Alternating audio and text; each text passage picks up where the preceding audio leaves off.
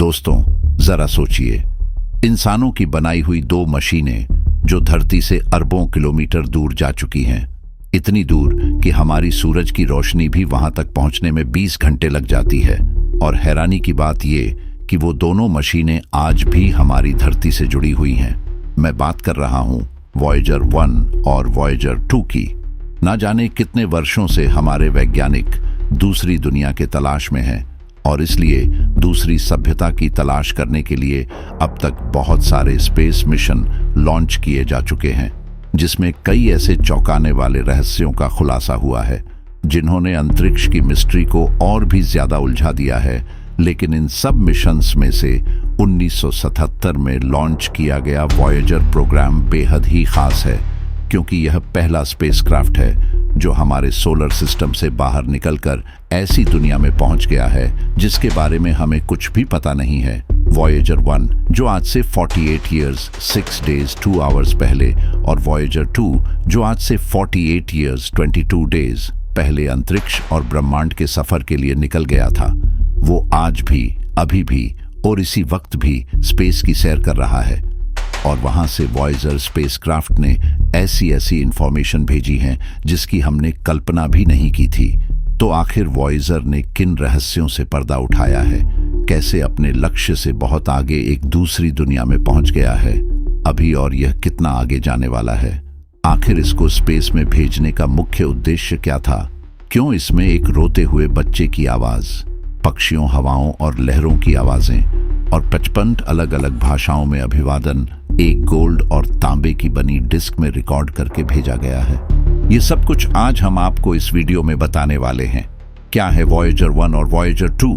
तो सबसे पहले जानते हैं कि आखिर ये वॉयेजर्स हैं क्या। वॉयेजर 1 और वॉयेजर 2 नासा द्वारा बनाए गए दो स्पेस प्रोब्स हैं। स्पेस प्रोब यानी ऐसा अंतरिक्ष यान जिसे बिना इंसानों के सिर्फ वैज्ञानिक उपकरणों के साथ भेजा जाता है।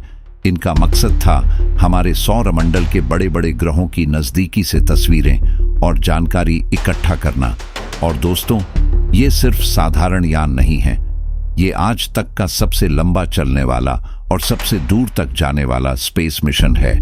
वॉयेजर 1 तो अब तक की सबसे दूर मानव निर्मित वस्तु बन चुका है। ये धरती से करीब 24 अरब किलोमीटर दूर है। सोचिए कितना अविश्वसनीय है ये। अब सवाल आता है, आखिर नासा ने इन्हें बनाने की जरूरत क्यों महसूस की? 1970 के दशक में एक बेहद दुर्लभ घटना होने वाली थी।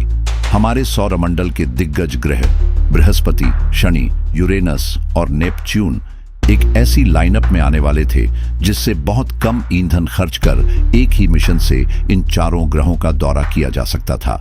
इस मौके को कहते हैं ग्रैंड टूर। अगर नासा ये मौका चूक जाता तो अगली बार का इंतजार करना पड़ता 2053 तक, क्योंकि ये नासा को जैसे ही पता लगा कि सारे प्लैनेट्स जो हर 175 इयर्स में एक बार एक लाइन में आते हैं वो 1970s के अंत में आने वाले हैं, तो नासा ने इस दुर्लभ अपॉर्चुनिटी का फायदा उठाने का ठान लिया, कम फ्यूल और पैसों में। और इसलिए नासा ने 1972 में इस वॉयेजर 1 और 2 को बनाना शुरू कर दिया। और 5 साल की कड़ी मेहनत के बाद वो दिन आ गया जब दोनों वॉयेजर्स स्पेस की सफर के लिए तैयार हो गए। नासा ने इन्हें केप कैनावरल से लॉन्च कर दिया। हमारे सौरमंडल के दिग्गज ग्रह बृहस्पति, शनि, यूरेनस और नेपच्यून एक ऐसी लाइनअप में आने वाले थे जिससे बहुत कम ईंधन खर्च कर एक ही मिशन से इन चारों ग्रहों का दौरा किया जा सकता था। इस मिशन से हमें ग्रहों के चंद्रमा, उनके रिंग्स, उनके वातावरण और चुंबकीय क्षेत्र की बेमिसाल जानकारी मिली। कब लॉन्च हुए और कैसी रही यात्रा? वॉयेजर 2 को लॉन्च किया गया 20 अगस्त 1977 को। वॉयेजर 1 को लॉन्च किया गया 5 सितंबर 1977 को। हालांकि वॉयेजर 2 पहले भेजा गया था, लेकिन वॉयेजर 1 की स्पीड ज्यादा थी और उसने पहले बृहस्पति पहुंचकर तस्वीरें भेजी। वॉयेजर 1 की यात्रा 1959 में इसने बृहस्पति को नजदीक से देखा और चंद्रमा पर ज्वालामुखी विस्फोट खोजे। 1980 में शनि और उसके रहस्यमयी चंद्रमा टाइटन का अध्ययन किया और फिर 2012 में वॉयेजर 1 आधिकारिक तौर पर हमारे सौरमंडल से बाहर निकलकर इंटरस्टेलर स्पेस में प्रवेश कर गया। वॉयेजर 2 की यात्रा 1969 में बृहस्पति, 1981 में शनि को नजदीक से देखा, 1986 में यूरेनस, जहां से हमें पहली बार उसकी झुकी हुई धुरी और रहस्यमयी वायुमंडल की जानकारी मिली।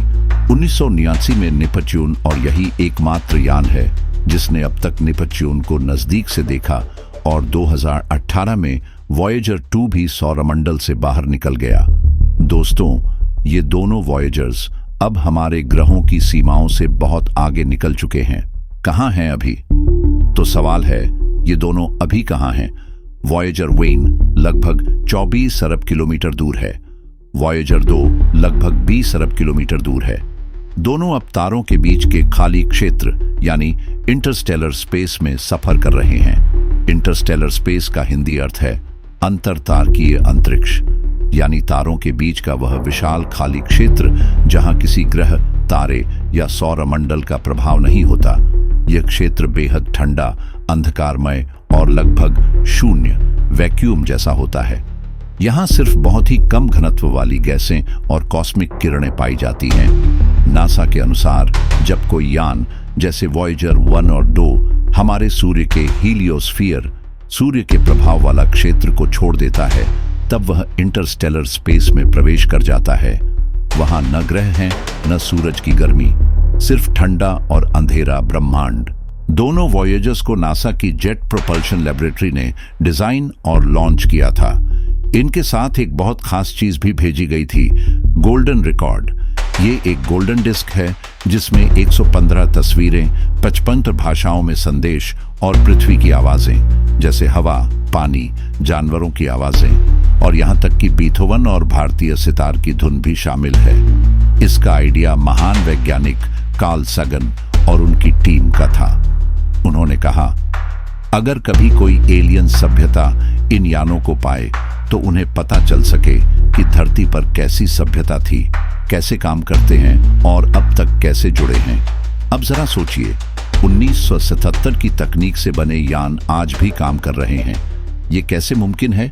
दोनों यानों में radio isotope thermo electric generators RTG लगे हैं जो प्लूटोनियम के क्षय से बिजली बनाते हैं। इन यानों ने शुरुआत में ढेर सारे फोटो और डेटा भेजे। आज उनके कैमरे बंद कर दिए गए हैं ताकि ऊर्जा बचाई जा सके, लेकिन अभी भी कुछ सेंसर और उपकरण एक्टिव हैं और ये हमें जानकारी भेज रहे हैं कि इंटरस्टेलर स्पेस में परिस्थितियां कैसी हैं। सबसे हैरान करने वाली बात, इनका सिग्नल धरती तक पहुंचने में 18 से 22 घंटे लगते हैं और नासा की विशाल एंटेना डिश उन्हें पकड़कर डिकोड करती है। अनुमान है कि 2030 तक इनका ऊर्जा स्रोत पूरी तरह खत्म हो जाएगा और ये चुप हो जाएंगे, लेकिन उसके बाद भी ये अरबों साल तक ब्रह्मांड में यात्रा करते रहेंगे। दोस्तों, वॉयेजर 1 और वॉयेजर 2 सिर्फ मशीनें नहीं हैं, ये हमारी सभ्यता का संदेशवाहक है। ये साबित करते हैं कि इंसान की जिज्ञासा और विज्ञान की ताकत मिलकर सितारों तक पहुंच सकती है। शायद आने वाले सालों में इनसे हमारा संपर्क टूट जाए, लेकिन कौन जानता है, शायद किसी दिन ब्रह्मांड की कोई दूसरी सभ्यता इन्हें पाए और समझे कि एक छोटी सी नीली धरती पर कभी जीवन हुआ करता था। यही है वॉयेजर की अद्भुत कहानी। अगर आपको यह वीडियो अच्छा लगा हो तो इसे लाइक करें, शेयर करें और चैनल को सब्सक्राइब करना न भूलें, क्योंकि हम आपके लिए ऐसे ही अंतरिक्ष और विज्ञान की रोमांचक कहानियां लाते रहेंगे।